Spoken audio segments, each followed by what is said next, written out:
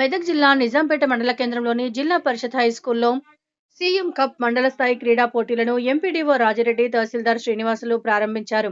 ఈ సందర్భంగా వారు మాట్లాడుతూ రాష్ట్ర ప్రభుత్వం గ్రామాలలోని యువకుల క్రీడా నైపుణ్యాన్ని పెంపొందించేందుకు సీఎం కప్ క్రీడా పోటీలను నిర్వహిస్తుందన్నారు. ఈ మండల స్థాయి క్రీడలు ఖోఖో, వాలీబాల్, కబడ్డీ పోటీలలో గెలుపొందిన విజేతలను జిల్లా స్థాయికి పంపించడం జరుగుతుందని అన్నారు. యువకులు చెడుదారిన పడకుండా ఆటల్లో రాణించేందుకు రాష్ట్ర ప్రభుత్వం ఈ క్రీడా పోటీలు నిర్వహిస్తోందని, ఈ చక్కటి అవకాశాన్ని యువత సద్వినియోగం చేసుకోవాలని కోరారు. మరి స్థానిక సర్పంచ్ గారికి, ఇతర సర్పంచ్లకు, ఉప సర్పంచ్లకు, మండల కాంగ్రెస్ అధ్యక్షులకు ఈ వేదిక మీద వచ్చినందుకు వారందరికీ కృతజ్ఞతలు. ఈరోజు మండల స్థాయి ఆటల పోటీలు ప్రారంభం సందర్భంగా విద్యార్థులందరూ చాలా బాగా ఆడి జిల్లా స్థాయి, రాష్ట్ర స్థాయిలో మంచి పథకాలు గెలవాలని, అదేవిధంగా మీ తల్లిదండ్రులకు, ఉపాధ్యాయులకు, అధికారులందరికీ కూడా మంచి పేరు తీసుకురావాలని నేను కోరుకుంటున్నాను.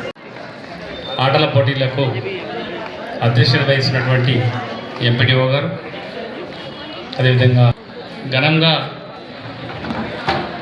సీఎం కప్ కార్యక్రమాన్ని ఏర్పాటు చేసుకోవడం చాలా సంతోషం.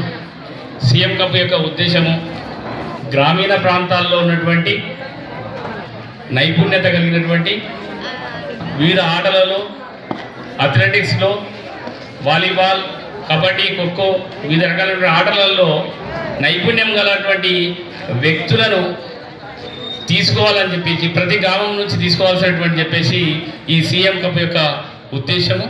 సర్పంచ్ గారు మరియు సర్పంచ్ల ఫోరం అధ్యక్షులు గారు భాను రెడ్డి గారు మరియు వెంకటగౌడ్ కాంగ్రెస్ పార్టీ అధ్యక్షులు మరియు వివిధ గ్రామాల నుంచి వచ్చిన సర్పంచులు, ఉప సర్పంచులు అందరికీ నమస్కారాలు తెలియజేస్తూ, ఈరోజు సీఎం 25 కప్పు వివిధ గ్రామాల నుండి క్లస్టర్ వైజు నిర్వహించి విజేతలుగా గెలిచిన విద్యార్థులు ఈరోజు మండల స్థాయిలో ఈ 2 రోజుల కార్యక్రమం ఉంది కాబట్టి ఇక్కడ అందరూ ఆడడానికి వచ్చినారు.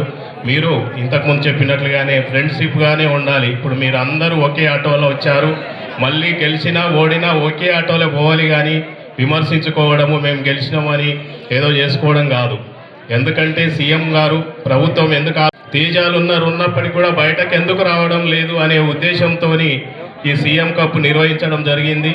గ్రామ స్థాయిల నుంచి మండల స్థాయి నుంచి జిల్లా స్థాయి నుంచి స్టేట్ స్థాయికి కూడా ఎదగాలి, ఎందుకు రావడం లేదని చెప్పేసి ప్రభుత్వం ఉద్దేశించి క్రీడలను నిర్వహించడం జరుగుతుంది.